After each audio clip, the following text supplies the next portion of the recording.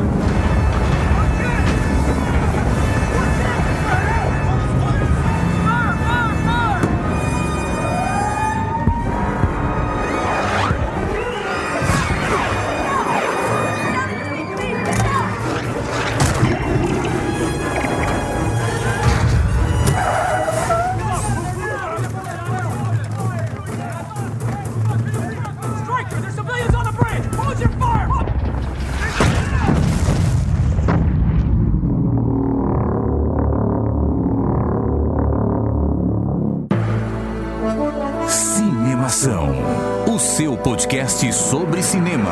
Acesse nosso site cinemação.com. Cinemação.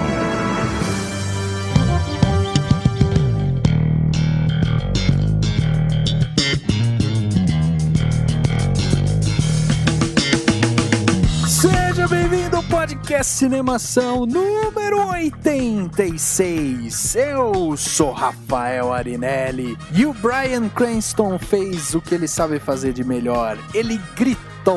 Eu sou o Daniel Cury e eu sei qual é a música preferida dos lagartos. É Pagodzilla.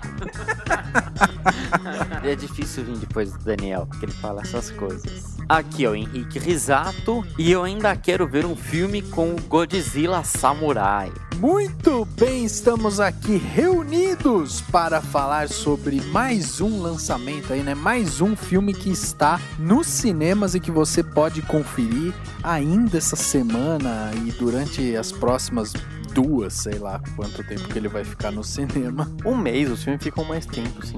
Esse poderia ficar 2 dias e tava de bom tamanho, ele não precisava ficar tanto tempo. Podia ficar 2 décadas. Muito bem, vamos falar sobre Godzilla, o filme que chegou agora com todo o entusiasmo, né? Depois de tantas produções grandes que saíram aí nas últimas semanas, como Capitão América, Homem-Aranha, chegou a vez de Godzilla chegar para destruir os Estados Unidos, que aliás nas últimas semanas, né, foi destruído por muitas coisas, né, os Estados Unidos.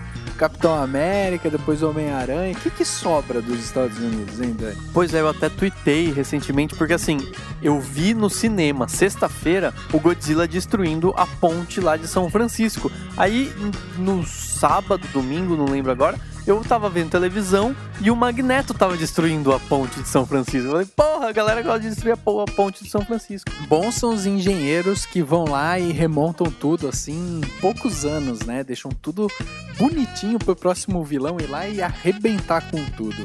E o Godzilla não foi diferente, ele chegou pra destruir tudo e mais um pouco e a gente vai falar sobre esse filme, vamos comentar tudo que a gente viu no filme, todas as nossas percepções aqui. Mas antes disso, vamos começar com o quadro Repercussão. Agora no Cinemação. Eu começo, então. Repercussão. E eu me surpreendi com o filme. Repercutindo o que rolou durante a semana. Repercussão.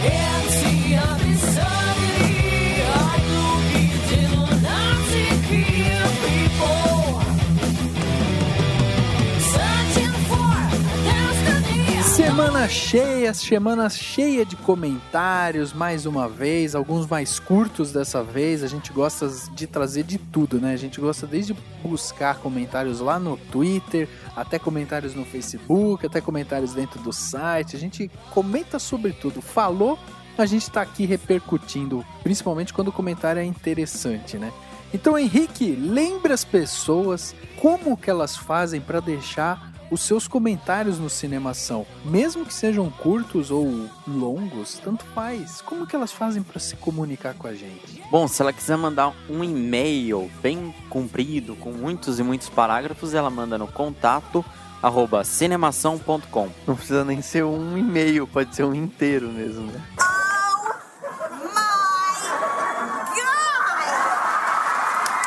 O Daniel está atacado hoje.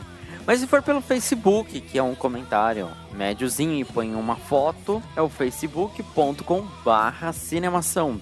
Mas se você é daqueles rapidinhos dos 140 caracteres, então entra no nosso Twitter, que é o @cinemação. E tem os Twitters nossos particulares, da gente mesmo, @Daniel Cury, @Arinelli e @Henrique Risato. E o Instagram, que tem as nossas fotos para você pôr um coraçãozinho lá e comentar, é o @cinemação. Tudo sem ser cedilha e sem tio, como você sabe como funciona a internet. E agora há pouco o Henrique tava aqui choramingando, que ninguém liga pro Instagram dele, que ninguém curte as fotinhas dele lá e tal. Dani, que conselho que você dá pro Henrique pra ele fazer um Instagram dele bombar? Eu ia falar pra postar foto pelado, mas daí é que ninguém vai entrar mesmo, né? Oh, God! Talvez meu urologista, né?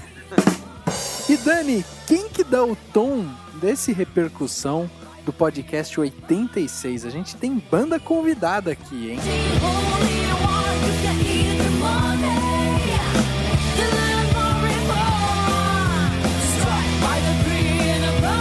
Pois é, você tá ouvindo agora a música Partners in Crime, da banda Pandora. É Pandora com 2 N's. É uma banda de Maringá, no Paraná. São todas meninas cantando muito rock and roll, muito heavy metal, né? E elas, enfim, surgiram lá, grupo de meninas resolveu vamos fazer uma banda. E elas são influenciadas pelo Black Sabbath, Kiss, AC/DC e várias outras bandas de metal. Então, para quem curte metal, entra lá no Pandora com 2 N's, né? Pandora.net. E lá você vê as fotos delas, a biografia, agenda de shows, contato, vê o Facebook, Twitter, essas coisas. Entra lá no Pandora.net se você curtiu a música.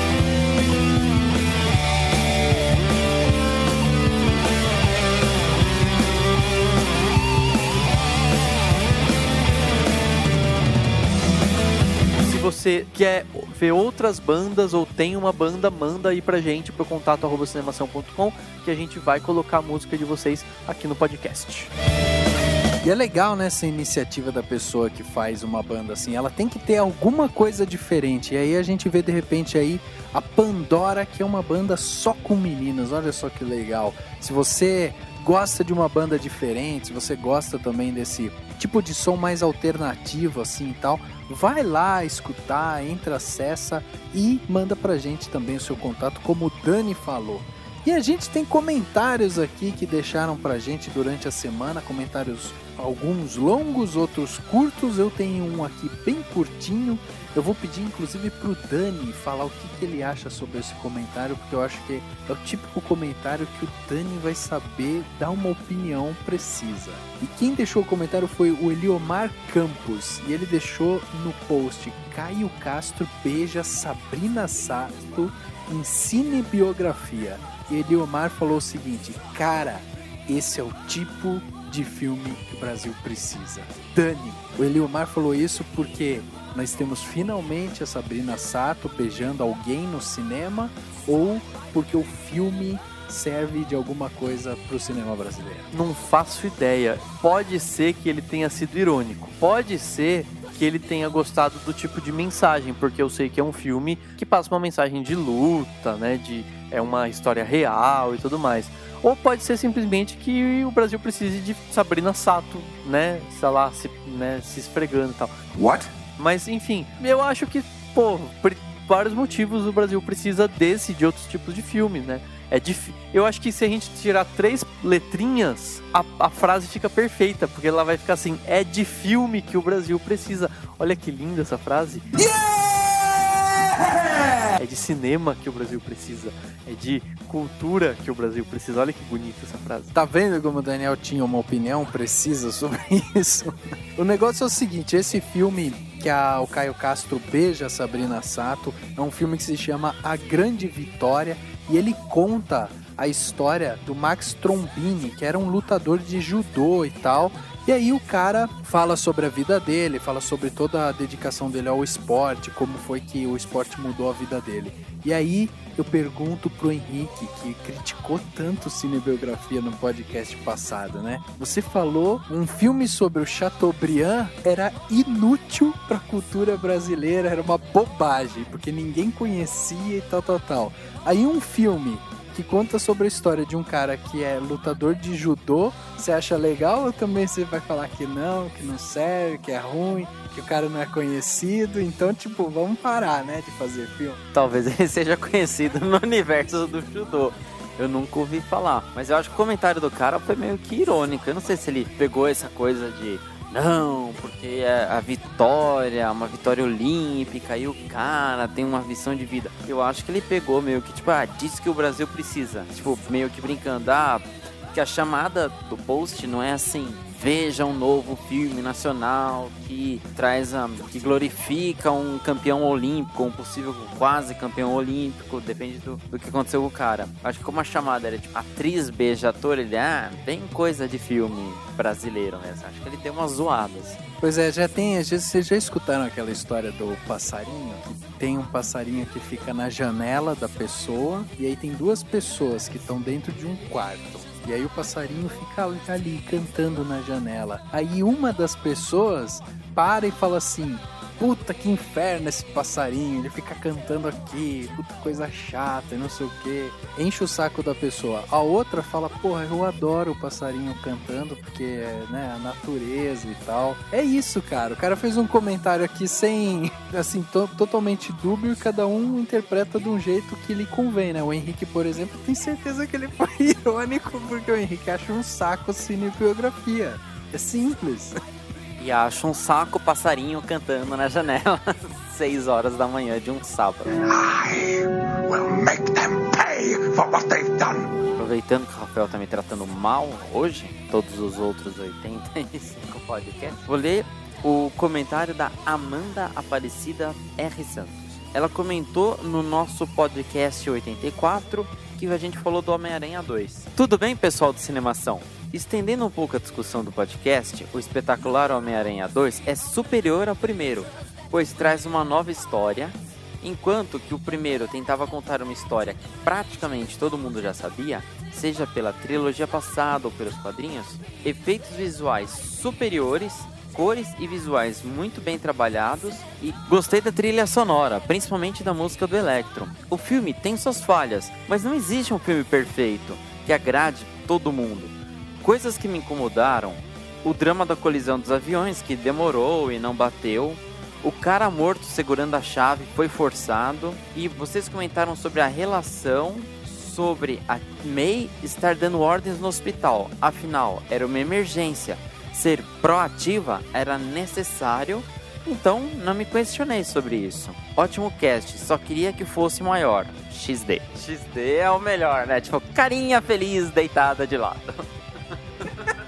Bom, vamos comentar aqui o que a Amanda falou. A gente já tinha falado bem sobre isso, que o primeiro filme dessa nova trilogia, ou sequência de filmes, logicamente, ele tem que contar a origem, tem que ter o Homem-Aranha ganhando os poderes, o Tio Ben morrendo, seja durante o filme ou num flashback, né, pra mostrar a influência. Tem que ter a primeira paixão, então o primeiro filme sempre é uma introdução. Esse segundo, ele fez um roteiro novo, só que com base nos quadrinhos, né? Principalmente dessa nova saga Ultimate. A música do Electro realmente ficou legal, até se você conseguiu ouvir na trilha sonora do podcast. Foi até interessante, porque tinha aquela pegada eletrônica e tinha umas frases falando no fundo, né? Bem uma coisa doida. Bom, o cara morto segurando a chave eu nem reparei, mas, tipo, a Gwen pega e fala: eu sei resetar o negócio. Daí ela sobe, tipo, tem um botão escrito reset. Ela dá um soco, tipo, pega o mendigo, assim, vem aqui, mendigos, ajude a salvar Nova York. What the f***? Então, realmente, era meio bizarro. Mas o lance da Tia May, meu, é esquisito, assim. Num hospital, tipo, só ela, assim, dando ordens, sabe? Meu, ela, tipo, se ela era uma estudante de enfermagem no começo e tal, ela deveria estar recebendo ordens, fazendo as coisas, né? Tipo, tentando ajudar, mas não ela, assim, dando ordens pros outros. Tipo, meio forçado, mas é pro filme, né? Pros personagens secundários tem alguma importância. E tá bom já de comentários sobre Homem-Aranha, né? Faz 3 podcasts que a gente tá falando sobre Homem-Aranha 2, acho que já deu já e boa, né? Acho que já tá tudo possível discutido, já foi. Já. Mas vamos mudar de assunto, vamos falar de coisa boa, vamos falar sobre Batman. Porque afinal de contas eu tenho um comentário aqui da Ana, ela comentou no Twitter, a gente perguntou assim, quem já viu o Ben Affleck vestido de Batman? Divulgando a postagem que a gente colocou a foto que todo mundo já viu do novo Batman do Ben Affleck. E ela colocou assim, super forte, é o Batman do cinema mais forte até hoje, ganhou do Bale, e uma carinha de espantado. E verdade, assim, ele tá muito forte, eu entendi que o personagem realmente vai ser bem fortão mesmo que seja um Batman aposentado ou decadente, ou qualquer coisa dessa parada que a gente imagina que vai ser, ele tá muito forte. Eu acho que faz todo sentido, porque ele vai ter que lutar contra o Super-Homem, né?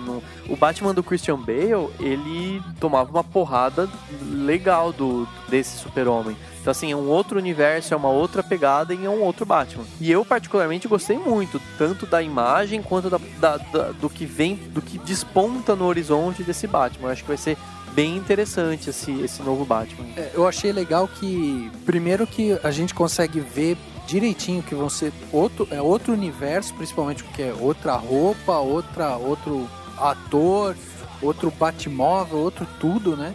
Então acho que isso mostra bem. E uma coisa que eu achei legal também é que você vê as fotos do Ben Affleck andando pelos bastidores e o Ben Affleck tá forte, assim, ele tá forte, o cara malhou, então não é só a roupa, não é só tipo a roupa que é desenhada com os gomos do músculo do cara, assim, o cara tá forte mesmo e colocaram a roupa que obviamente que vai dar uma super valorizada nos músculos e tudo, mas o cara tá forte, então você percebe assim que vai ser outro universo. Agora, tipo, não tem muito o que comentar, né? O pessoal fala muito, debate muito a primeira imagem da primeira roupa, do primeiro ator, do primeiro tipo, que apareceu, e aí depois muda tudo, sei lá, tem que ter calma, né?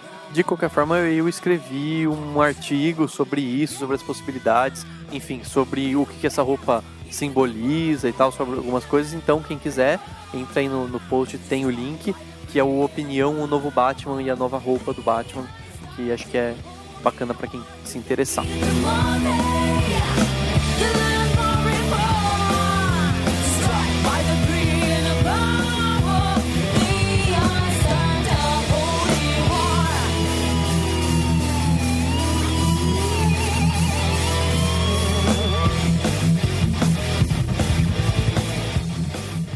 We have full function. Yes, we are. But perhaps we should be drawing down to be safe.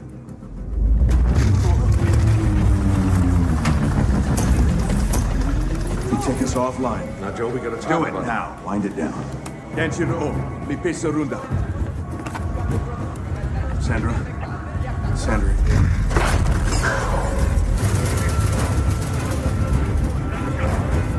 We're turning back. Let's go. Oh my God. Joe, are you there? Joe, there's been a breach. We're heading back to the containment shield. Sandra, listen to me. You need to get out of there. Run. If there's been a reactor breach, you won't last 5 minutes with or without the suits. Do you hear me? I hear you. We're coming.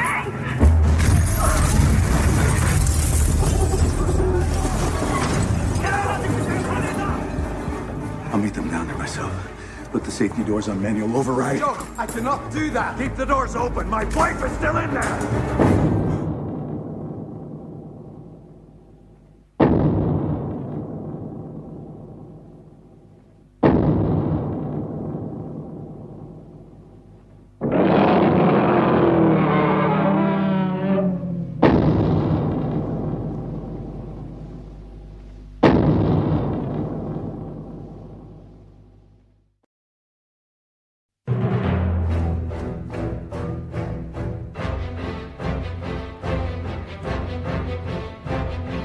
Gareth Edwards trouxe para o cinema o Godzilla, novo filme daquele monstrão que foi exatamente um fracasso de bilheteria, né? Lá naquele filme de 98, quando trouxe o Matthew Broderick como assim, ator principal do filme, e aí resolveram fazer um remake tentando trazer um pouco mais da história do Godzilla, tentando lembrar um pouco mais da história, e obviamente que tinha ali como grande chamariz também, né, pro filme, o Bryan Cranston, que fez muito sucesso com o Breaking Bad, e ainda trouxeram dois atores de uma certa forma teen, que também tem feito muito sucesso dentro de Hollywood, que era a Elizabeth Olsen e o Aaron Taylor Johnson, né? Então, esses atores compuseram ali a linha, né, do que seria o filme. Os trailers mostravam muito assim, essa coisa do suspense, de como seria o Godzilla. E finalmente ele chegou nos cinemas no dia 15 de maio de 2014 em todo o Brasil. É um filme de ficção, obviamente, né? E tem aí, então, todo esse engajamento em cima dos atores. A gente não pode esquecer aqui também do Ken Watanabe, que é um dos atores japoneses aí mais famosos hoje dentro de Hollywood também. Então, Henrique, me traga uma sinopse do que é o filme do Godzilla. O filme traz a história do Joe Brod, que é interpretado pelo Bryan Cranston. Ele mostra esse pai de família que ficou viúvo, teve que criar o filho sozinho, e a esposa dele morreu num acidente misterioso quando eles moravam no Japão. Depois o filme avança alguns anos e mostra o que aconteceu com o Ford Brody, que é o filho do personagem do Bryan Cranston, e é interpretado pelo Aaron Taylor Johnson. Bom, a gente descobre que ele foi pro exército, é um soldado, é um sargento, se eu não me engano, do exército americano, é casado com a personagem da Elizabeth Olsen, e quando ele tem que voltar pro Japão porque o pai dele foi preso, começam a acontecer alguns fenômenos que muitos acreditam que ser fenômenos naturais, mas depois descobrem que é uma criatura gigantesca que o governo sabia, mas mantinha em segredo, e de outras ainda que vão ter que descobrir. Vou aproveitar que eu tô meio bêbado aqui, 2 comentários bizonhos, só para as pessoas já sentirem o drama. Seguinte, primeiro de todos, o Aaron Taylor Johnson e a Elizabeth Olsen, eles serão irmãos no Vingadores 2, porque ele vai ser o Mercúrio e ela vai ser a Feiticeira Escarlate. E aí eles se pegam. Eu até zoei e falei que parece novela da Record, né? Que é tipo sempre os mesmos atores. Eles cada hora eles se pegam e não. Eu também achei isso legal na hora que... Eu não tinha me tocado que era a Elizabeth Olsen. Aí depois, assim, uns 2 dias antes no cinema que eu vi, eu falei, caramba, mas eles são irmãos nos Vingadores. E tipo, na cena pós-crédito do Capitão América até mostra, tipo, eles estão em celas separadas, mas tá os dois. E já adiantando um pouco o filme, eles não têm química nenhuma, assim, como casal. É, não tem muito, mas assim, depois dos Lannister, né, da Cersei lá no Game of Thrones, todo mundo pode pegar irmão e tal, já tá permitido. What the hell is going on here? Outro comentário bizonho. Reparem que o Aaron Taylor Johnson é um cara que tem o pescoço maior do que a cabeça. É praticamente um homem girafa, né? É muito esquisito, tipo, ele tem o pescoço e aí a cabeça, tipo, não aumenta, é do mesmo tamanho, assim. Porque geralmente as pessoas têm o pescoço, aí chega na cabeça, faz um oing, né? Tipo, todo mundo é assim. Faz um groan e, tipo, surge a cabeça. Ele não, ele tem o pescoço da mesma grossura da cabeça. No, God! Eu sei da explicação, faz um oing, né? Deu pra ver pelo som da palavra o movimento que faz, né? Incrível isso. Bom, vamos tocar então a sirene do spoiler. Afinal de contas, nós 3 vimos os filmes e como você já conhece, você já acompanha o Cinemação, a gente não se prende por spoilers, principalmente quando o podcast é sobre o filme. Então, a gente analisa o filme inteiro, né? Vamos começar então pelas primeiras cenas do filme, quando a gente vê várias imagens antigas, né? Mostrando, inclusive, seres parecidos, né? Assim, parece já que tem algum ser, tipo um dinossauro, um ser muito enorme que em décadas passadas já tinha sido descoberto, já tinha sido tido como uma espécie de ameaça. E a gente começa a ver nas primeiras cenas do filme esse histórico, como se, já aconteceu e tipo, foi real e tal. Então o filme já tenta te mostrar logo de cara que existe algum tipo de ameaça nesse sentido, de ter um monstro, um bicho muito grande que está no oceano, escondido, e que a humanidade já teve que enfrentar, mas que foi escondido, que foi guardado isso a 7 chaves e ninguém ficou sabendo. Inclusive tem uma frase durante o filme que eles falam que os testes de bomba atômica e tal, que não eram testes, era uma tentativa de matar aquele bicho gigante e tal. Depois dessas cenas, a gente já se depara com o personagem do Bryan Cranston, que no caso é o Joey Brody, e tá no Japão com a esposa trabalhando em uma usina nuclear, né? E aí você já tem ali a relação de família,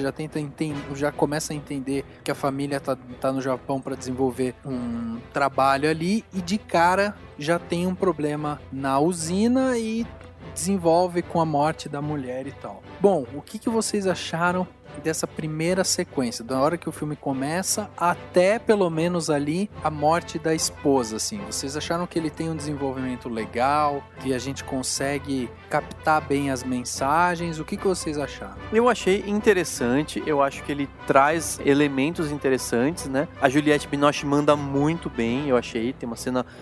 Ela mostra muita verdade nela. O Bryan Cranston tá bom, mas eu achei que a Juliette Binoche mandou muito bem, assim, mesmo sendo uma personagem pequena e tal. Traz um drama, né? A gente começa a ver, tipo, o que espera pra esse filme. Ele tem um pouco um pé no drama, né?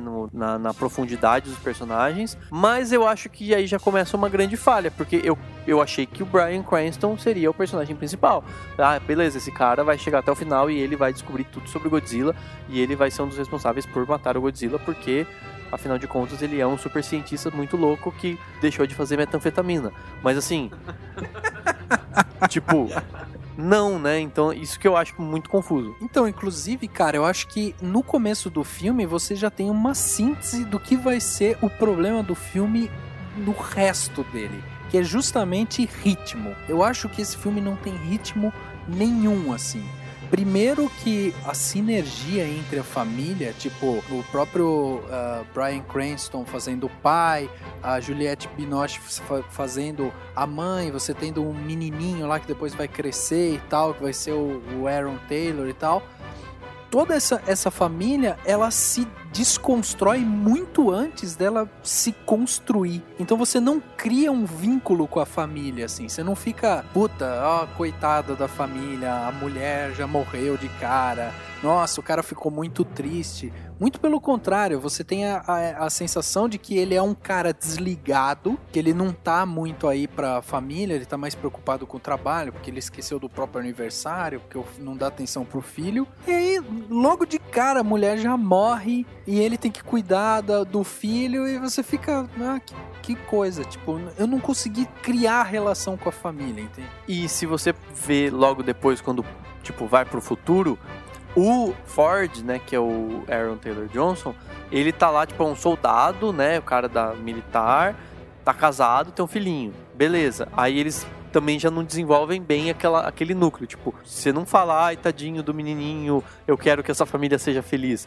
Não, você não traz tanto isso. E ainda por cima, mostra o pai dele no Japão, ainda piradão, loucão, atrás do negócio que matou a esposa dele e tal. Aí você fala assim, que pai desnaturado, ele foi largo, tipo, tinha um filho pra criar, E a impressão que dá, né, é que ele não criou filho. Foda-se o meu filho, eu quero descobrir porque minha mulher morreu, entendeu? Bom, vou falar desde o comecinho do filme até aqui. O começo do filme é legal até nos créditos iniciais, porque vai mostrando aquela coisa tipo arquivos secretos, assim. Então mostra uma foto, um texto, que na verdade é o nome de um dos produtores e tal. E tipo, como se fosse um corretivo assim em cima, né? Eu achei isso bem legal. Mostra um pouco do radar e tal, procurando o Godzilla, daí os testes nucleares, também é bastante bacana. Se eu não me engano, antes mesmo de mostrar lá a família Brody, primeiro mostra o personagem do Ken Watanabe, que é o Dr. Ishiro Serizawa. Ele tá chegando com mais uma cientista numa cidadezinha lá no local, onde estava tendo uma escavação. Aí eles tinham descoberto alguma coisa e começaram a levar um maquinário pesado. Daí afundou, e aí que eles... Aí que é a primeira, tipo, falha do filme pra mim, sei lá. Eu gostei bastante do filme, mas eu consigo ver algumas falhas também. Eles entram no lugar que é uma carcaça de um ser gigantesco. E eles localizam 2 parasitas. Um praticamente morto, dá-se a entender, e um outro em estado de hibernação. Aí o que acontece? E não explica depois se aquela carcaça era de um bicho tipo o Godzilla ou se era de outro. E o que eu fiquei pensando depois, se era um parasita, o bicho depois a gente vê que ele cresce quase do tamanho do Godzilla. E aí ele ia ficar dentro do Godzilla, tipo, ele explodiu o Godzilla por dentro se ele crescesse, entendeu? Tipo, como que... Sim, imagine que o Godzilla tivesse um parasitinha desse dentro dele. Como que o bicho ia nascer? Estourar ele e sair? O parasita, então, seria aqueles insetos gigantes lá, que vão atrás pra se comer. Isso, exatamente. Se comer no sentido porno sexual de bichos pré-históricos, é isso que você quer falar? É, exatamente, foi nessa pegada mesmo. E outra coisa que eu achei legal, não achei tão legal o fato dos bichos se comerem, eles não fazem isso, calma, não é uma zoofilia nojenta o filme. Mas eles põem, tipo, uma sigla, acho que é MUTO, que eu não lembro que merda que significa, mas tipo, oi, um monstro gigantesco do mal. Tipo, não, é só um MUTO, é um nome tipo técnico, assim. Outra coisa que eu achei legal, também que eles explicam, é a parte da energia nuclear, né? Então, depois a gente vai falar, mas o filme ele faz muita referência ao primeiro filme. E tinha essa pegada, trauma das explosões nucleares de Hiroshima, Nagasaki, então ele fala um pouco disso. Voltando pra família, indo pra família lá dos Brods, eu achei legal o fato, tipo, do menininho ficar meio, tipo, a gente tinha feito uma faixa, mas o papai já acordou, tal, não vai dar nem pra arrumar. Então, tipo, mostra que é um cara que tava lá preocupado com o trabalho, não tava nem aí com o filho. E eu achei esquisito, tipo, não fala nada assim do que a mulher, a esposa dele fazia também dentro, né? Tipo, ela era de um grupo, mas não explica. O dele você até entende que ele é um cara mais da parte de sons, parece, que ele vê, assim, tipo, frequências de rádio, por isso que ele descobre lá um segredo mais pra frente. Mas a da esposa dele, assim, é uma coincidência que ela também é cientista, o que ela fazia lá? Eu acho que, tipo, foi uma desculpa pra ela estar lá e morrer. E não aproxima os dois, a morte. Eles vão ficar afastados, porque, sei lá, como que o moleque depois foi para os Estados Unidos para se alistar no exército, que teoricamente, se ele ficou residente no Japão com o pai, ele não é obrigado a vir para os Estados Unidos, atravessar o mundo para se alistar. Ou seja, será que eles voltaram para os Estados Unidos, o moleque se alistou, viveu com o pai até ele ficar adulto, daí o pai voltou pro Japão? Tipo, não explica a história dos dois, assim.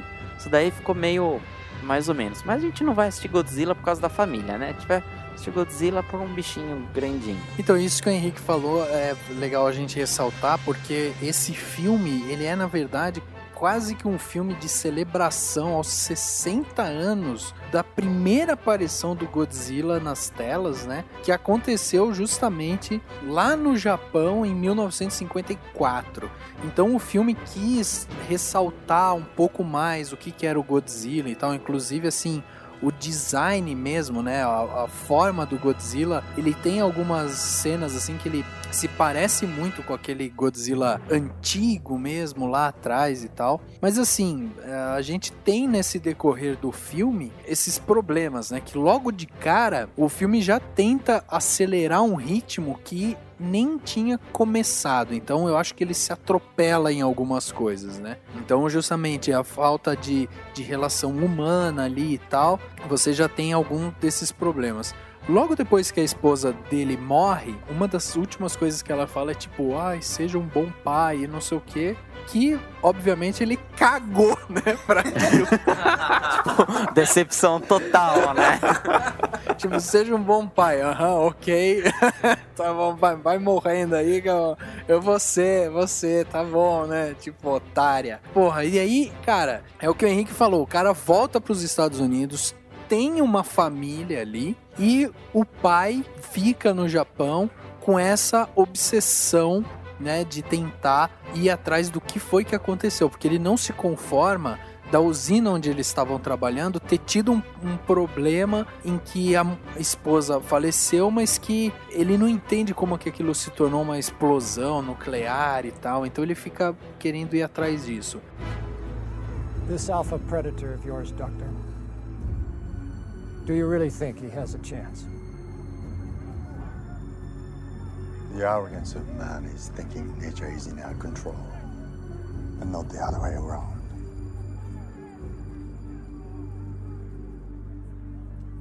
Let them fight.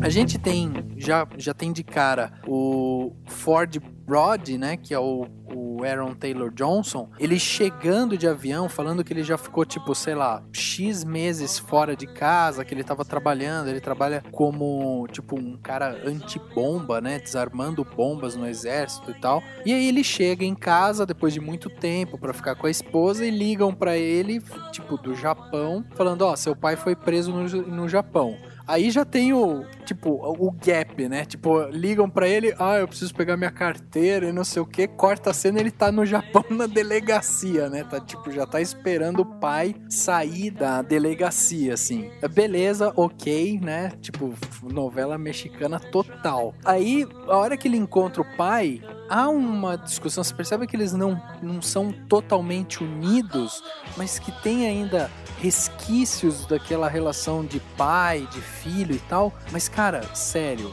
eu achei muito fraco essa obsessão do Bryan Cranston. Tipo, eu achei muito pouco embasada, assim. Tipo, o cara entra num apartamento, vê um monte de foto, não sei o que, tipo, muito clichê. Aí o filho, nossa, o que você tem feito? Eu preciso descobrir e tal. Mano, e aí? Nisso você tem, sei lá, 15 minutos, 20 minutos de filme e você ainda não comprou a ideia do Bryan Cranston, você não comprou a ideia do Aaron Taylor Johnson, você não entendeu ainda a relação da família, você não tem ligação nenhuma com o filme. Você simplesmente tá vendo uma história passar na sua frente. Mano. O que eu acho que foi um problema pra isso, assim, quando tem a explosão lá e a usina desmorona, entra em colapso, não mostra nada de diferente. Pô, a gente tá lá pra ver o Godzilla. Então, o que eu acho que devia ter tido no filme? O Bryan Cranston, ele ficou, tipo, atrás pra ver a esposa dele. Aí ela morreu. Aí a hora que ele tá fugindo, no meio da fumaça tal, ele ouve um urro. Ou ele vê alguma coisa, entendeu? E daí ele ficaria maluco, porque não, eu vi um monstro gigantesco. Ele fica maluco porque não é possível que teve uma falha. É assim, não foi um desastre natural. Ele não fala que se foi um monstro, se foi o Superman, ele não fala nada. É isso que você falando, eu tô raciocinando aqui, lembrando do filme. Seria muito legal se ele visse, e se ele fosse aquele maluco, não, existem monstros e tal, e o governo sempre tentando abafar. Não, tipo, ele simplesmente, ter o tsunami lá, não foi tsunami, não, aquilo foi a água vinda da Arca de Noé que vazou e caralho, 4. Então, não tem nada assim que alimente a curiosidade dele, né, que diga assim...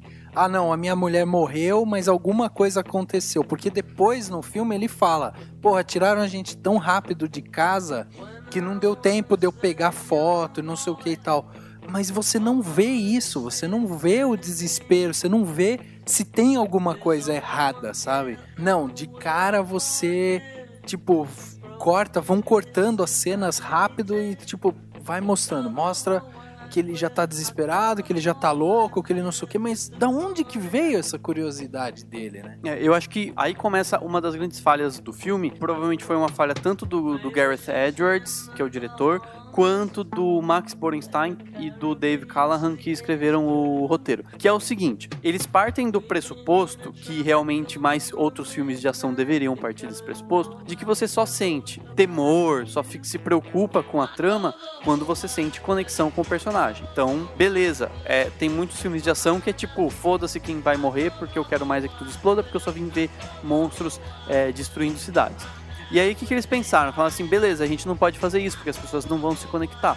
Então vamos fazer tramas de seres humanos, vamos humanizar esses personagens e vamos fazer com que eles se sintam, né, conectados com essas pessoas. Só que aí eles erram, tipo, nas duas coisas, né? Porque no que vai pra isso, pra essa tentativa de humanizar, de deixar a gente próximo desses personagens, ele se perde completamente, porque é muito personagem. De repente, seria uma ideia melhor se eles tivessem deixado...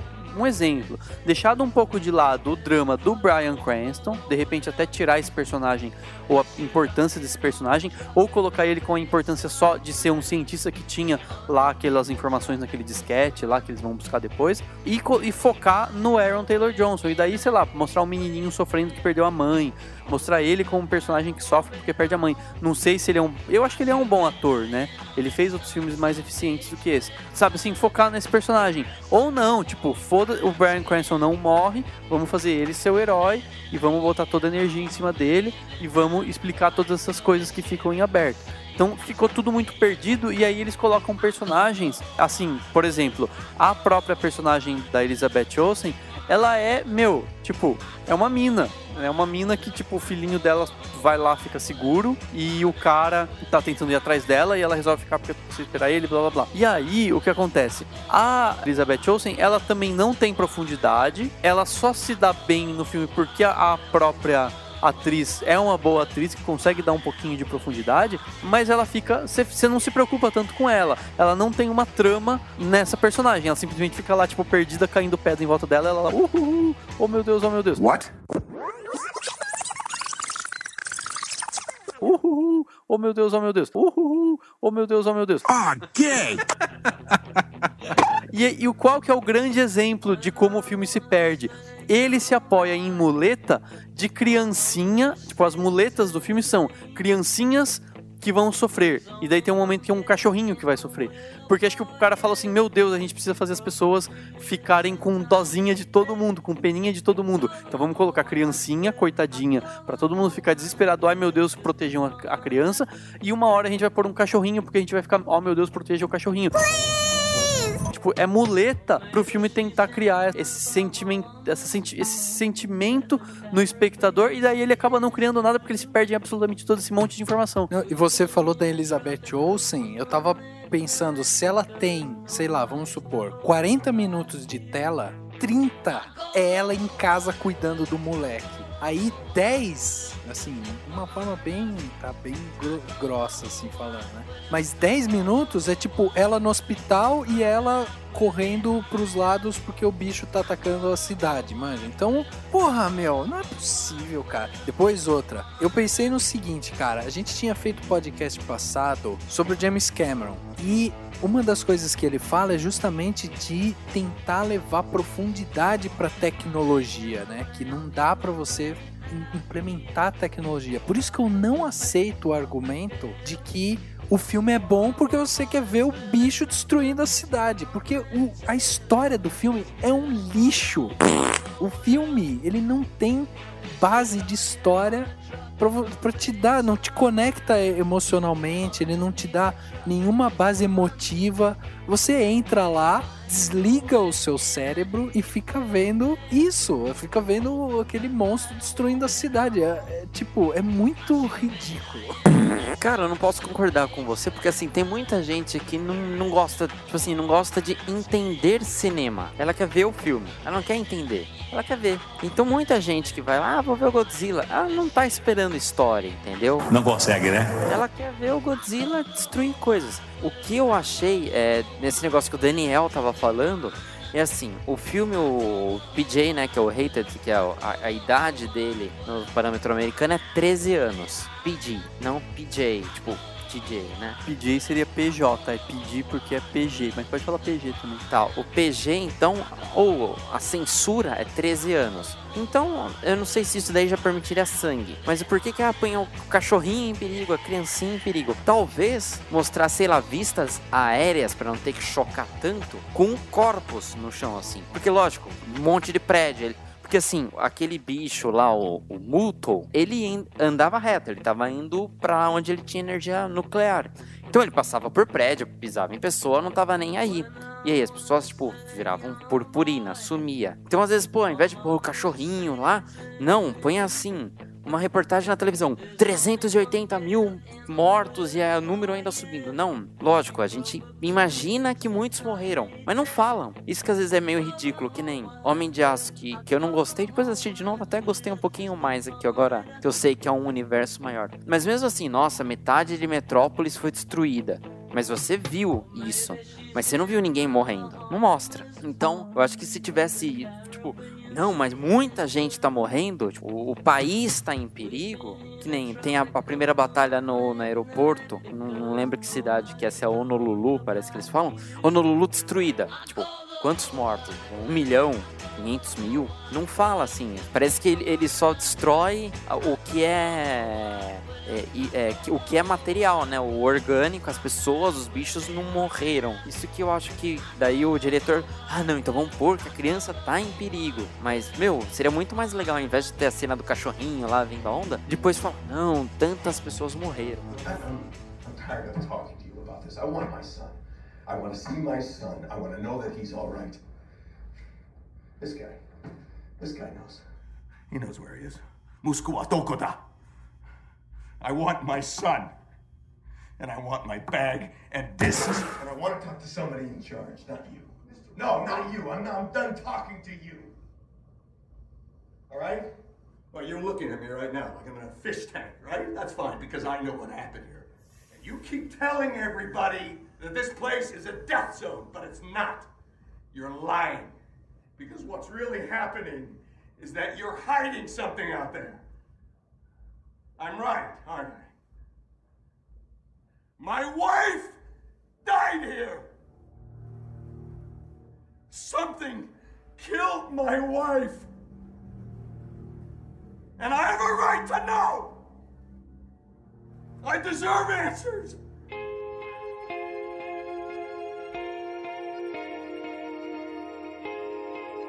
Então vamos partir para quando os bichos aparecem finalmente, né? Porque a gente tem lá eu acho que a melhor cena desse filme é quando o Bryan Cranston tá preso e ele tenta argumentar por que ele tem que sair, que ele tá pesquisando, que ele tá indo atrás, que ele quer saber do filme. Ali você tem a interpretação forte de um ator forte mostrando o desespero dele como pai, como um cara louco que tá tentando encontrar a justificativa porque a esposa morreu e tal. E naquele momento, assim, você já vê que um daqueles parasitas que o Henrique lembrou bem, que foi pego lá no começo do filme e tal, eles estavam, tipo, fazendo testes e tal, e o bicho finalmente se desenvolve e foge, né? E ali você já tem a primeira cena de um monstro. Então você tem um monstro gigantesco que, obviamente, foge daquele espaço que as pessoas estavam determinando para ele ficar ali. E você tem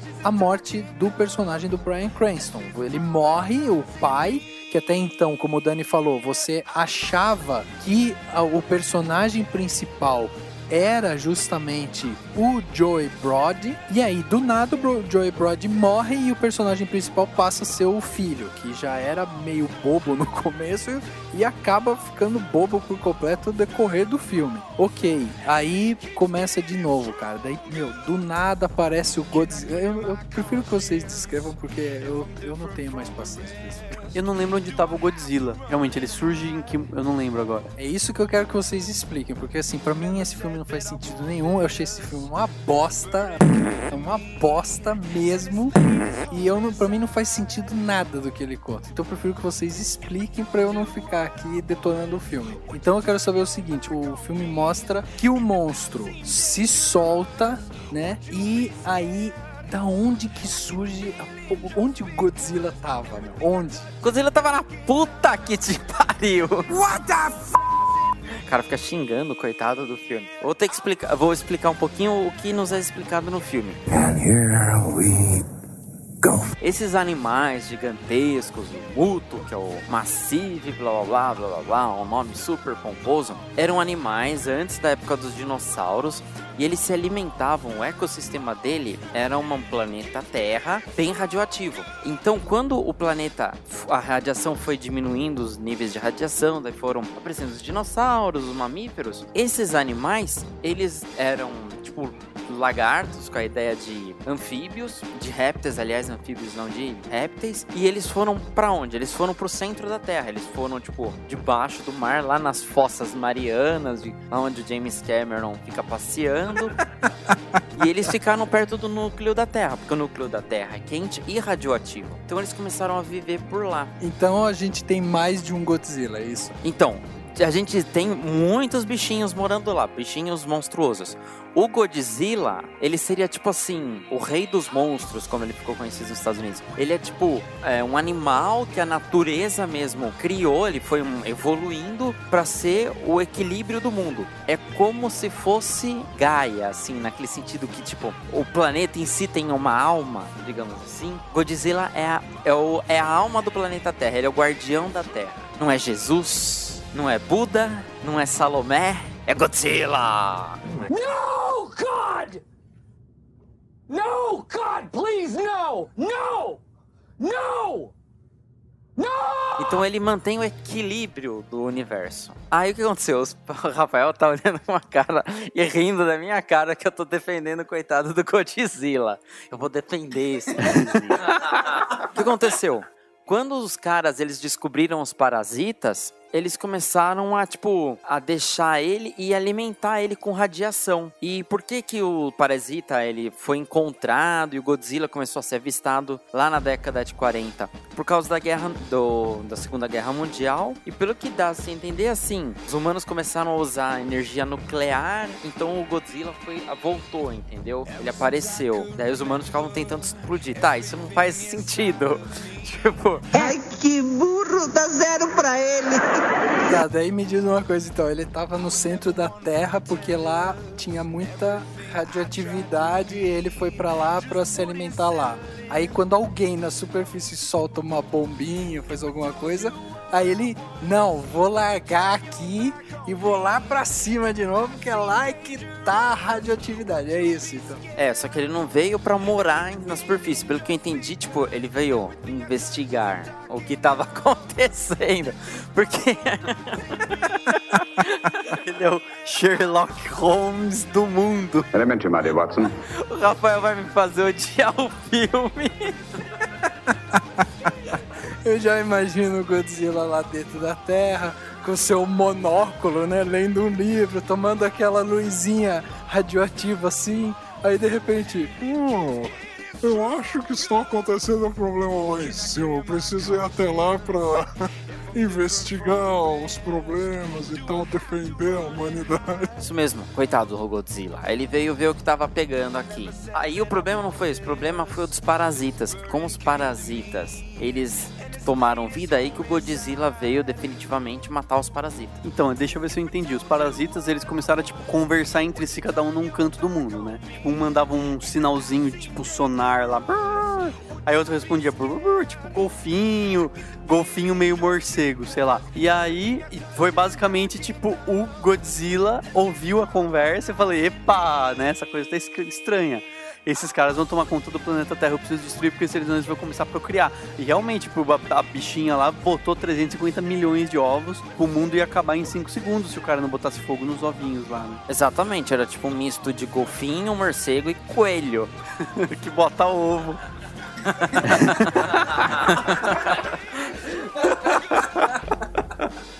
Por aí. Mas exatamente, ó, vamos entender. De certa forma, então, olha que louco. O Aaron Taylor Johnson, o Ford Brody, foi ele que botou fogo nos ovinhos. Lembra que ele botou fogo? Ele botou fogo nos ovinhos, tipo, ele salvou o mundo. Porque não tinha Godzilla que dava conta de matar 350 mil bichinhos daquele que ia nascer. Imagina aqueles bichos lá, ia torrar o mundo todo. Ele botou fogo. E a trama não dá importância pra isso. É tipo, tanto faz, foda-se, um foguinho, entendeu? Isso é muito escroto, né? Esse tipo tinha que ser sido melhorado mesmo. Mas assim, eu tive a impressão, eu fiquei pensando, não mostrou todos os ovinhos destruídos. Vai que sobrou uns aí para futuros filmes. No, God! Aquela coisa, vai sobrar se der dinheiro. E já deu, e vai ter Godzilla 2, então se preparem. Então, cara, o Godzilla, ele vem pra superfície, ele tá lá na casinha dele, lá no centro da Terra, se alimentando e tal. E aí ele sobe, né, pra tentar trazer o equilíbrio. Aí entra um dos personagens que eu acho mais idiotas do filme, que é justamente do Ken Watanabe, que é um cientista que não sabe de nada sobre coisa nenhuma, assim. Ele é um cara que chegou lá e ele é muito mais movido pela fé dele, pela intuição dele, do que propriamente todas as coisas científicas que ele entendeu ali na hora. A hora que ele vê um lagarto gigante, enorme, vindo de dentro da terra para matar 2 outros bichos, o cara tem coragem de falar: não jogue bomba neles, ele veio para trazer o equilíbrio e tal. Porra, meu, isso é argumento para ser usado pra tipo, tentar defender a Terra. Não tem sentido, cara. Bom, talvez para explicar isso tem que falar um pouco do Godzilla original. Vocês acham que já é a hora da gente cuidar do coitado do Godzilla original? Como esse filme, inicialmente, eu acho que ele foi mais por causa dos 60 anos da estreia do Godzilla, né, em 1954. Imagine o Japão, em que em 1945 teve lá as explosões nucleares de Hiroshima e Nagasaki, os cogumelos atômicos, um monte de gente morreu. O país ficou muito traumatizado, com medo, aquele terror da radiação. Então o Godzilla surgiu, não é bem uma brincadeira, mas assim, é o terror da radiação, entendeu? Então o Godzilla é como se fosse uma bomba nuclear ambulante. Seria isso. Quem criou ele foi um grupo, um produtor chamado Tomoyuki Tanaka, um diretor super famoso desses filmes de monstro, assim, chamado Ishiro Honda, e um cara que mandava muito bem em efeito especial, assim, no sentido de maquiagem, de roupa mesmo, de monstro, chamado Eiji Tsubaraya. E esse cara, ele teve a primeira ideia, falou, não, vamos fazer como se fosse tipo digamos assim, uma lula com uma cabeça de cogumelo gigante, com um monte de braços. Por quê? Cogumelo atômico, que eles falam, que dá pra ver quando tem uma explosão nuclear. Aí foi indo e falou, não, isso daí vai ficar meio esquisito e tal. Vamos então fazer uma mistura de uns dinossauros. Ele pegou um monte de tipo de dinossauro e foi criando. E o Godzilla, como os japoneses falam e todo mundo que acha legal fala, é Gojira e Gojira. É a mistura de gorila, que em japonês é gorira, e baleia, que em japonês é kujira. Então o Godzilla é uma baleia macaco. Né? Tipo, é um gorila baleia. Aí teve um monte de filme, daí ele enfrentou um monte de ET, um monte de monstro, um monte de robô Godzilla e tal. Mas no primeiro filme tem um drama familiar acho que o marido, ele perde a esposa, mais ou menos como acontece no Bryan Cranston. E o cara que seria a versão lá do Ken Watanabe, ele é um cientista e ele descobre como matar o Godzilla, como DT. E ele cria uma bomba. Só que se ele jogasse essa bomba pra matar o Godzilla, tipo, ela ia criar um raio de destruição e o Godzilla acho que tava no mar. Só que em todo esse lugar que explodisse, ia acabar com a fauna marinha. E não iam voltar, porque era muita radiação. Então era aquela coisa, os militares japoneses pegam e, não, pelo amor de Deus, não use, você vai matar a natureza. Você vai matar o Godzilla, mas ele faz parte da natureza. Você vai matar os peixinhos, as baleias, tudo. E eles usam no final isso. Eu acho que o diretor, que o Gareth Edwards, e os roteiristas, né, que na verdade não necessariamente ele que roteirizou o filme, pensou, vamos falar isso, que não pode matar o Godzilla. Só que daí ficou aquele negócio, como o Rafael mesmo falou, ele não tem uma explicação científica, ele tem aquela coisa de, não, eu acho que o Godzilla é uma forma da natureza manter o equilíbrio e tal. Porque assim, os animais gigantescos existiram numa época. Se eles não morreram, eles têm que ficar quietinhos no núcleo do planeta, sobrevivendo lá. E como tem 2 aqui na superfície, o Godzilla tem que vir tirar eles daqui. E porque você vê, no final do filme, contando o final, ele não fica destruindo. Ele vai embora pro mar. Tipo, ele não vai ficar nadando pelo oceano. Pelo menos eu acho isso. Eu acho que ele vai ficar, tipo, ele voltou lá pro fundo do mar. Eu achei até interessante essa questão, justamente porque o cara... Eu entendi, assim, que os 2 insetos gigantes, sei lá o que eles eram, aqueles 2, os mutos, eles iam, tipo, se encontrar pra procriar, o que é o que realmente acontece. E o Godzilla, tipo, ele ouviu essa conversa e tal, e ele tava indo lá porque tem uma relação até de presa e predador e tal. Então, eu acho que realmente ele, tipo, é até uma estratégia de guerra, né? Assim, a gente precisa destruir esse monstro que tá todo mundo se incomodando com esse Godzilla. Não vamos matar esse Godzilla, porque vai dar muito trampo e depois a gente ainda vai ter muito trampo pra matar esses outros 2 bichos bizarros. Então vamos deixar ele matar esses 2 bichos bizarros, ou algum deles se destruir, e depois a gente vai lá e ataca. Sei lá, tipo, numa alusão a uma guerra, você pode fazer isso, tipo, um país está guerreando contra o outro, vamos esperar os 2 ficarem totalmente enfraquecidos ou alguma coisa acontecer, depois a gente entra lá e detona todo mundo, ou sei lá, conquista tudo, sei lá. Então eu achei interessante essa pegada. Isso foi uma das coisas legais que eu achei do filme. O fato de não ser Nova York, não ser tantas cidades tão famosas, né? Tem cidades menos óbvias no filme. E eu acho assim, de uma forma geral, ele é um bom filme de catástrofe, né? Eu acho que ele funciona bem pro que ele se propõe, e eu gostei muito das lutas, elas são lentas, né, de uma forma que respeita a grandiosidade dos monstros, tipo, não é aquela coisa, tipo, destrói, eu não sei o que tá acontecendo, é tipo, vai tudo com lentidão, prédio caindo e os bichos caindo, e a câmera é lenta.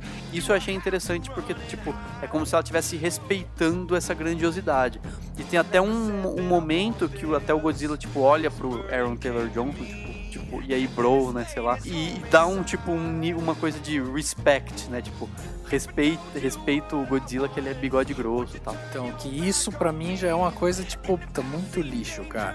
Aliás, o final do filme mesmo, as últimas cenas, pra mim foi assim, a hora que subiu os créditos, eu falei, puta, eu não acredito que eu gastei meu tempo assistindo isso. Porque aquela cena que o cientista lá do Watanabe, né? Ele, tipo, chega ali, o Godzilla tá, tipo, caído depois que ele já matou os 2 monstros e tal. Aí o Godzilla levanta, passa andando, destruindo mais algumas coisinhas, porque ele tá indo em direção ao mar. E o Watanabe, tipo, olha pro Godzilla e dá um sorrisinho do tipo, ele venceu, ele é nosso herói. Tipo, cara, vai tomar no cu. É como o Henrique falou, não mostra a destruição, não mostra quem morreu dentro daquele monte, né, de briga que teve.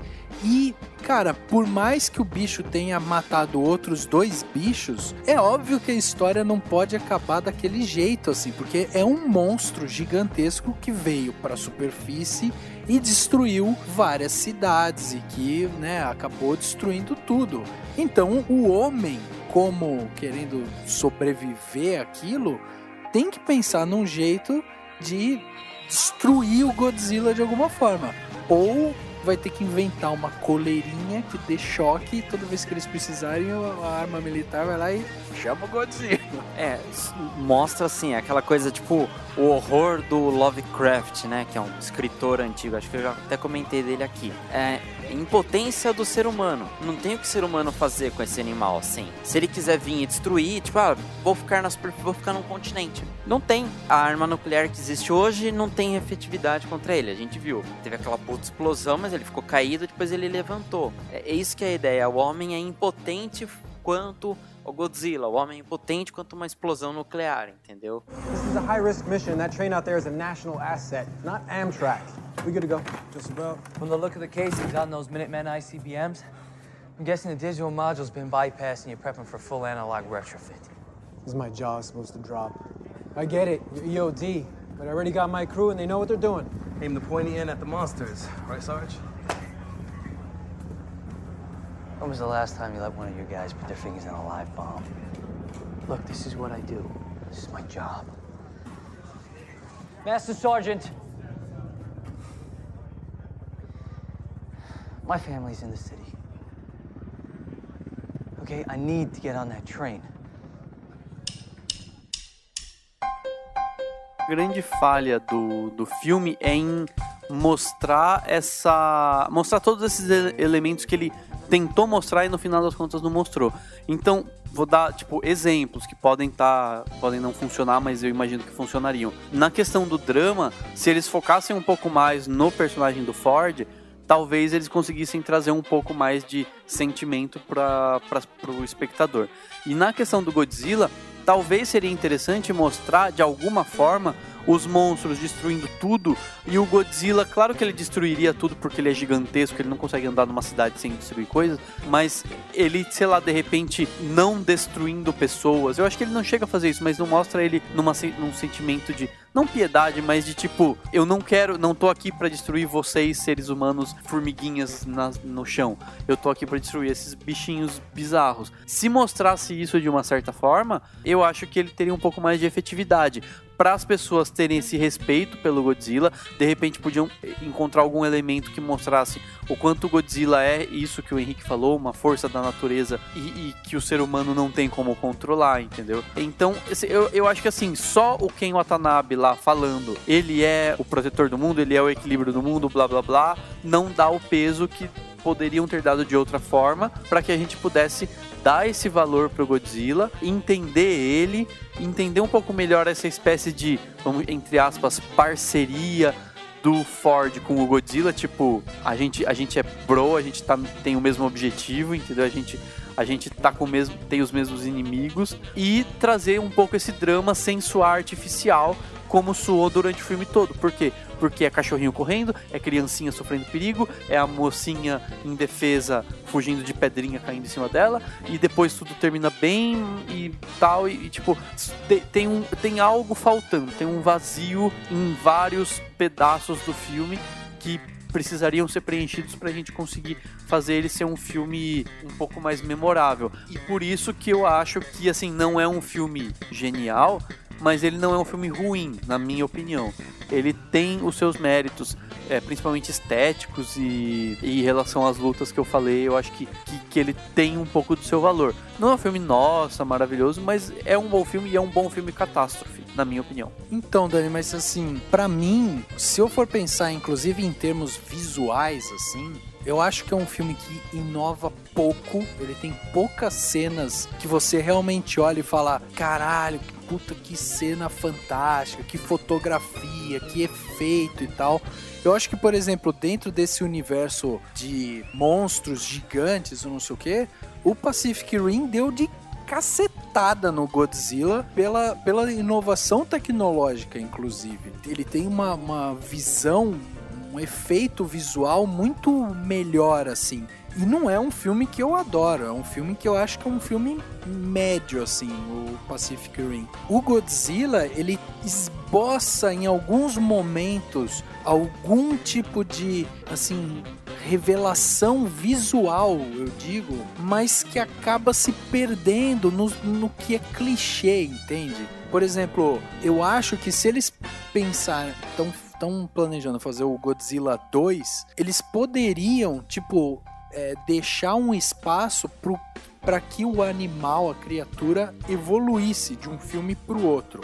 Como? Porra, você não precisa mostrar que o Godzilla solta foguinho pela boca agora, entendeu? Tipo, mostra no próximo filme que de alguma maneira esse personagem ele evoluiu, ele cresceu, ele tem outras qualidades. Não, o bicho, além de ser gigante, de destruir tudo, ele ainda solta foguinho pela boca. Aí vai ser igual, sei lá, Power Rangers. Por que no começo, quando ele tá lá lutando contra os 2 parasitas, ele já não soltou o fogo pela boca em cima dos bichos. Não, ele precisou esperar no final da luta, na última batalha, na última luta, aí ele solta. Então eu acho que em termos de efeitos visuais, ele evoluiu muito pouco. Os personagens são muito rasos. Cara, o que é aquela facilidade da Elizabeth Olsen em se livrar do filho dela? Que, por sinal, eu achei muito estranho, porque ela pega o filho, entrega para uma amiga e a amiga fala: eu vou cuidar bem dele. Depois o menino tá na ponte sozinho. Oh, man. Sem, a mulher não aparece mais, amiga. Tá no ônibus, dentro do ônibus, numa ponte, com um monte de criança, e a mulher que falou que ia cuidar dele sumiu. I am so paralyzed! E se não fosse o motorista lá de sair correndo, o moleque tinha caído, morrido total, né? Deixa a mulher em paz. A mulher, combustão instantânea, normal. Vocês não pegam fogo e são vaporizados também, é assim? Daí ele, tipo, tá sozinho, o motorista acaba salvando o moleque. E, cara, como que o Aaron Taylor Johnson encontrou o filho dele antes da mãe, cara? Ele foi pra um navio, ficou desacordado lá, quase morrendo.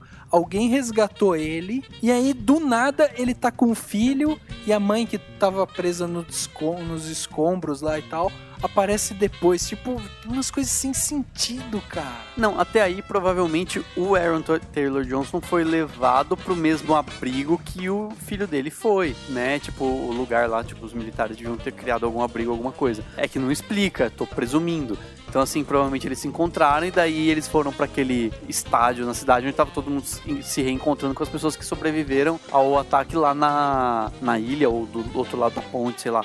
Mas assim, claro, não explica, eu não acho totalmente sem sentido, mas não sei, mesmo assim, pra mim a falha nisso é faltar química, né? Tipo, sei lá, sabe, ele e o filho dele não tem uma química de pai e filho. Ele com o Bryan Cranston não tem tanta química. Ele com a Elizabeth Olsen, você não sente que é uma família, entendeu? Eu achei que faltou alguma coisa. O filme todo, eu acho que, assim, faltou preencher vazios e faltou jogar um pouquinho de açafrão e coentro, assim, sabe? Pra dar uma temperada. Bom, o filme, ele consegue se desenvolver aí até o final, mostrando muito dessas brigas. Eu acho que ele foca muito nisso e, na verdade, o filme acaba focando muito mais nessa perseguição, né? Tipo, Godzilla precisa chegar até a cidade onde os parasitas estão ali colocando os ovos e tal, e o Godzilla tá meio que tipo viajando até lá, sendo escoltado por barcos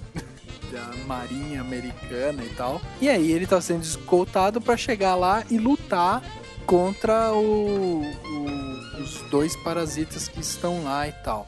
É até engraçado porque os caras estão preocupados, mas ao mesmo tempo eles estão escoltando o Godzilla até a cidade. A gente vai ver onde é que ele tá direitinho e tal, mas ninguém tenta nada, ninguém faz nada, vamos ver o que vai acontecer e tal, enfim. E aí tem esse lance também, né, porque na verdade o Ford Brody, né, que é o Aaron Taylor Johnson, né, ele ele queima os ovos e ele leva a bomba pra longe, ele é o grande herói do filme, é ele e o Godzilla, são os 2 grandes heróis do filme, assim.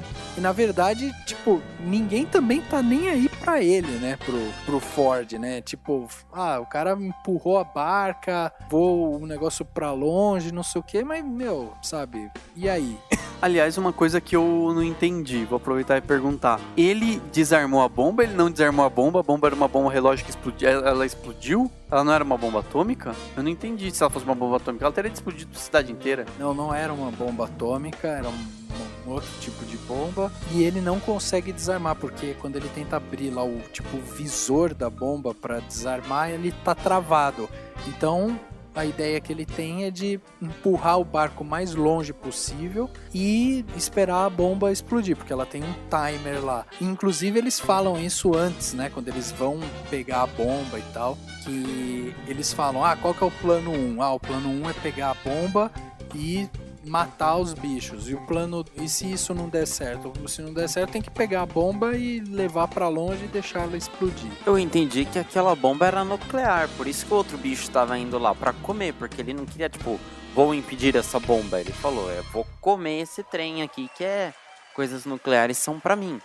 E a hora que tá o Godzilla caído, ele tá até cinza, lembra? Daí ele levanta e vai embora. Eu acho que ele ficou cinza da fuligem.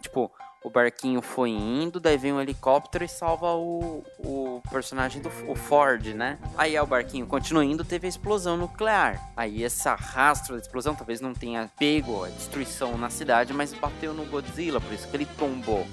Eu entendi que ele tava, aparentemente morto pela luta com os dois monstros. Eu entendi que ele tava aparentemente morto por conta da bomba nuclear. O que prova que o filme não deixa nem claro isso, né? Então, eu achei que ficou muito viajado. Na minha cabeça, até na hora, eu pensei assim, ele conseguiu desarmar, mas ele não percebeu de tão lesado que ele tava e tal.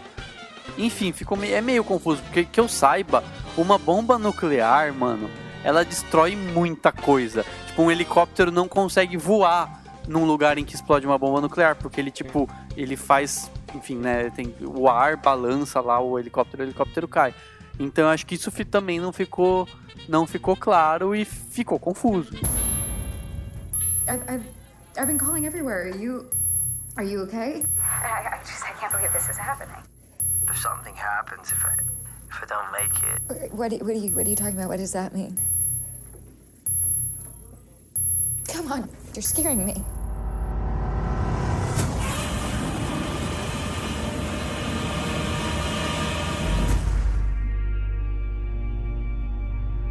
Então eu vou pedir aqui pro Henrique, que foi o cara que adorou o filme, vai comprar o Blu-ray do filme, já tem um pôster do Godzilla no quarto e tal, para que você, Henrique, comece aí dando uma nota e justificando o porquê você deu essa nota para esse filme, o que ele te encantou os olhos. Eu não tenho um pôster do Godzilla. Cara, eu vou dar a nota de 3 claquetes, porque assim, antes de assistir, até para fazer um post pra gente aqui do Cinemação, eu fui dar uma olhada sobre a história do filme que é homenageado, de 1954. E sinceramente eu achei muita referência, até mesmo aos outros filmes antigos, que nem a hora que eles entram lá na cidade que tá sob quarentena e tal, o Ford, ele tem, no quarto dele, tem como se fosse um aquário, que tá escrito assim, Mothra, que é uma libélula gigante, branca, que é um inimigo clássico do Godzilla, daqueles lá de bonecão lá. E dizem que nas versões asiáticas do filme, tem uma cena durante os créditos que seria essa mariposa gigantesca com um exército de mariposas, que seria dando indícios para um segundo filme. Isso eu achei legal. A ideia até do Godzilla ser o cara a criatura que tem que restaurar o equilíbrio. Ele apareceu não porque ele queria destruir, ele apareceu pra matar os dois bichos. Eu achei interessante pra caramba. Porque nos outros filmes lá, nos outros 20 e tantos filmes, era sempre assim, um monstro e o Godzilla, mas não era um monstro bonzinho batendo no Godzilla. Não, o Godzilla sempre era o monstro bonzinho, entendeu? Ele sempre protegia a Terra, ele pisava nas maquetes, mas ele protegia. Então assim, eu gostei do Godzilla. A hora que eu via lá o Aaron Taylor Johnson e a irmãzinha das gêmeas Olsen lá em tela, eu ficava pensando, nossa, Mercúrio e a Feiticeira Escarlate, eles são irmãos, eles não são um casal. Então, não tava ligando muito pra eles, e realmente eu não acho o Aaron Taylor Johnson um bom ator, nem um pouco. E o lance do Bryan Cranston, assim, o problema é que ele morre cedo. No primeiro ataque, ele se machuca e morre antes de chegar nos Estados Unidos. Então, assim, eu fiquei querendo, ver mais cena, e o que eu mais prestava atenção era no que o personagem do Ken Watanabe falava. Porque, assim, ele era a fonte de informação do filme, digamos assim. Então, cara, não vou dar 2 claquetes, não foi um filme ruim pra caramba, mas não foi um filme muito bom. Mas acho que é uma boa homenagem. Eu fico chateado de saber que vai ter uma continuação, que eu acho que não precisava. Eu dou nota 3 também, por conta do que eu falei da parte boa. A gente desceu a lenha no filme, mas eu acho que as cenas de batalha foram muito bem conduzidas, né? Os monstros e a forma como ele venera. E mesmo com todas as falhas, o filme passa essa ideia do Godzilla, de um certo respeito, tipo, respeita o Godzilla, né? Que é o respeito moço, o bigode grosso lá. De novo a piada, porque eu repito piadas. Mas assim, eu acho que ele traz essa ideia. E assim, se você pegar a ideia de que é um filme... O problema é que o diretor quis fazer um filme pipoca que não fosse pipoca. Mas ele é um filme pipoca. Então, enquanto filme pipoca, enquanto filme pra pura diversão e tal, ele é eficiente e por isso ele não cai tanto. Então, mesmo com todas as falhas, eu dou nota 3, e que é a nota que eu dei na crítica. Cara, pra mim, o Bryan Cranston leu o roteiro e falou: eu quero pegar esse personagem aqui porque ele morre nos 20 primeiros minutos e daí eu não vou mais precisar trabalhar nessa bosta desse filme, porque, cara, eu dou 1 estrela se é o mínimo. Se o mínimo for 0, eu daria 0, e eu acho que, tipo, sério, dos últimos filmes que eu fui ver no cinema, esse foi o primeiro desses últimos que eu fui ver que eu realmente assisti e saí do filme falando: nossa, que filme ruim, tipo, que merda, por que eu paguei e vim até aqui assistir? Os trailers, eles sempre vendem mais o filme do que o próprio filme, né? E até eu fui ver de novo os trailers e tal, e eu achei impressionante, porque o Bryan Cranston, ele tem 30 minutos de filme, 35 minutos de filme.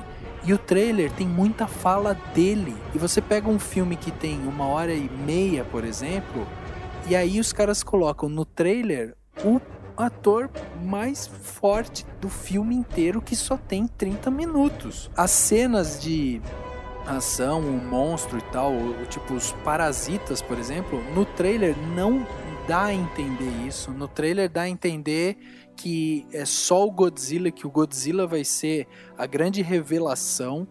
Eu acho que esse filme ele tem pouquíssimos pontos de virada, pontos que te chama a atenção, do tipo, porra, agora o bicho vai pegar, agora não sei o que. O ritmo é ruim, os atores estão fracos, a química é mínima, e eu acho que o filme precisa ter o mínimo de conexão com o homem, com o ser humano que está ali assistindo. Então, eu achei que o diretor quis dar essa emoção usando, como o Dani falou, as criancinhas. E, cara, como tem criancinha abandonada no filme, criancinha que foge, criancinha... Porra, não, só o japonesinho que foge dele, perdeu, saiu do pai, aí o Aaron Taylor pega a criancinha, salva ela encontra os pais, tipo, e fica tocando aquela música. Não é possível, cara, que vocês tenham dado 3 de 5. São 3 de 5. Vocês deram mais da metade pra esse filme. Vocês têm certeza, cara? Rafa, pense no Godzilla. Você não achou legal o Godzilla a hora que tá no aeroporto? Aí um monstro lá, explode um avião, explode de repente, pum, um pé. Pum, aparece um monstro. As pessoas olham um monstro lutando com outro monstro, tipo, oh meu Deus. Aí mostra o menininho assim, olha pra mim, nossa mãe, dinossauros na TV. Tipo, o absurdo é o legal do filme, entendeu? Como eu falei, tudo bem, tem que ter um pouco da história, mas sabe, a hora que tá os monstros lá lutando no meio da cidade, é legal. Eu gosto muito de um filme chamado Cloverfield, eu não sei se você já assistiu. Talvez você odeie, talvez você goste, eu acho massa pra caramba. Não tem o mínimo de explicação, mas o mínimo, você não sabe se esse bicho é ET, se esse bicho é do fundo do mar, se ele é a criação dos humanos. Como que ele foi parar em Nova York, não explica nada. E é um puta de um filme super legal. Mas Cloverfield é um cara com a câmera na mão fugindo. Tem outra tipo de narração, outro tipo de história. Você fazer um filme que... vocês estavam falando aqui, os 15 primeiros minutos do filme, tem coisa que a gente não entende, cara. Como que pode em 15 minutos você falar, porra, já não tô entendendo direito a conexão dessas pessoas, o cara em 20 minutos o moleque perde a mãe, o pai fica louco e o pai promete que vai cuidar do filho e o pai tá no Japão, o filho tá nos Estados Unidos, tipo, não tem lógica, entendeu? Então, eu acho que o filme tem que ter um mínimo de história, assim, de te conectar com a história. Se for puramente o pé do Godzilla no aeroporto, eu acho uma bosta. Eu acho mais fácil ver um quadro, ver pintura, ver outra coisa que não o filme, porque pra mim não tem lógica. Então eu dou 1 estrela. Você vai manter as suas 3, Dani? É isso mesmo. Cara, eu mantenho por conta do propósito, né? Por conta da ideia de filme catástrofe, filme de ação, apesar de ter todas essas coisas que não explica tanto ou muito malucas, ele tem o seu essencial, tipo, né, o Godzilla e as batalhas e tal, e nisso ele é bom, então ele merece um pouco de eu ia falar respeito, mas eu não vou falar mais porque as pessoas vão me zoar que eu tô repetindo piada. Muito bem, então nessa eu vou ficar sozinho com 1 estrela, mas você que escutou o podcast, manda pra gente a sua opinião lá no contato@cinemação.com ou no cinemação.com, deixa seu comentário, fala o que você achou sobre o filme, se você achou que é um filme bom, se você achou que é um filme ruim, dê sua nota, manda pra gente ler no próximo podcast. O filme do Godzilla ainda tá no cinema, então se você quiser ir assistir, se você quiser ver como é que é o filme, desenvolver em cima dele e tal, corre lá pra ver. Ele vai ficar ainda no cinema durante um bom tempo, então não precisa também sair desesperadamente agora, tipo, escutou o podcast, catou a carteira, saiu correndo desesperado. Não, fique calmo, tá há pouco tempo no cinema e vá ver. Vocês recomendam ver o filme em 3D, por exemplo, ou não? Tanto faz, whatever. O 3D não faz muita diferença, pode ser 2D mesmo. Por não ser um filme tão excelente mesmo, realmente ele não é. Se você não faz questão de ver esse tipo de filme no cinema, realmente não é um must-see, como a gente fala. Eu acho que é um filme legal pra quem gosta de ver destruições e monstros, etc. Se você gosta desse tipo de filme, vá assistir, que pelo jeito é o que o pessoal adora, porque foi uma das maiores bilheterias de estreia do ano. Mas realmente, se você não faz questão desse tipo de filme, se você, enfim, não é tão vinculado ao visual, pode deixar pra ver em DVD, Blu-ray, etc.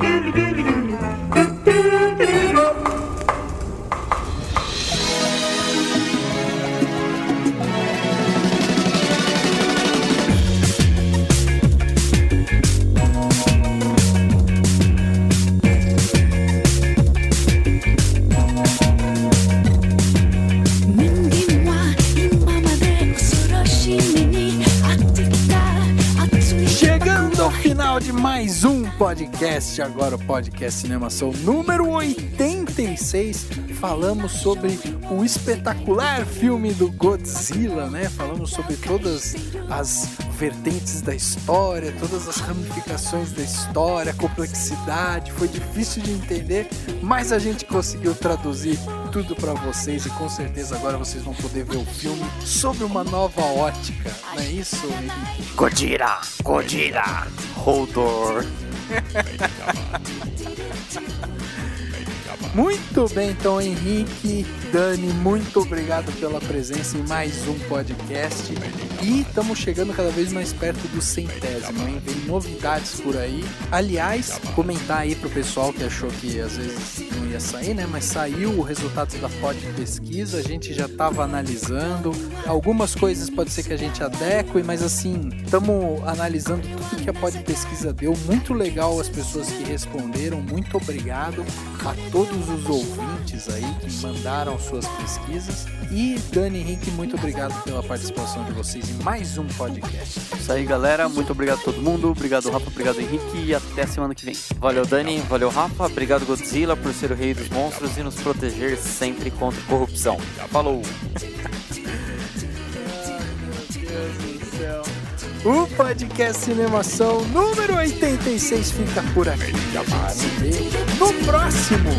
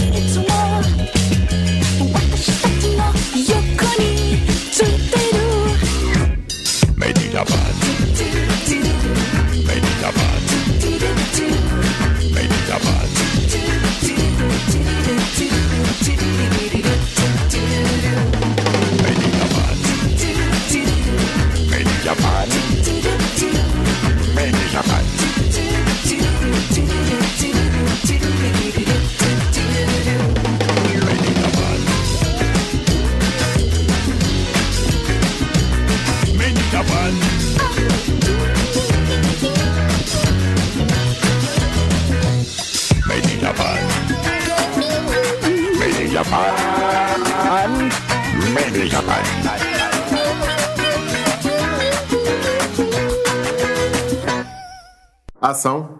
Efeitos visuais superiores, cores e visuais muito bem trabalhados e gostei da trilha sonora. Principalmente...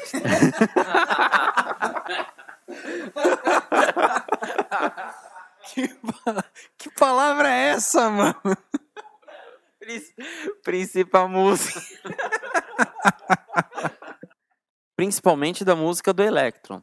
Eu tenho uma engasgada.